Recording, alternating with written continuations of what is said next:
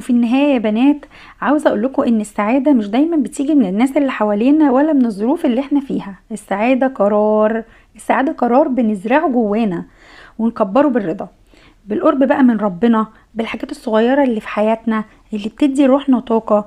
يمكن الظروف مش في ايدينا، لكن اللي في ايدينا اننا نختار ازاي نتعامل معاها. ولو حسيتي في يوم انك لوحدك، افتكري ان الوحدة دي مش اخر الدنيا، بالعكس ساعات بتكون بداية لاكتشاف نفسك وتقربك من اللي يستاهل يدخل حياتك.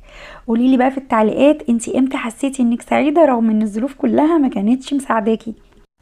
وما تنسيش لو الفيديو ده عجبك وحاسة ان في حد محتاج ان يسمعه، شاركيه مع صحباتك واصدقائك، يمكن يكون سبب ان يفرج قلب حد من صديقاتك، وان يملى يومها سعادة وبركة، وكمان يحسها ان فيها طاقة ايجابية، ما تبقاش حاسة ان هي وحيدة ومهمومة. دمتم في امان الله وحفظ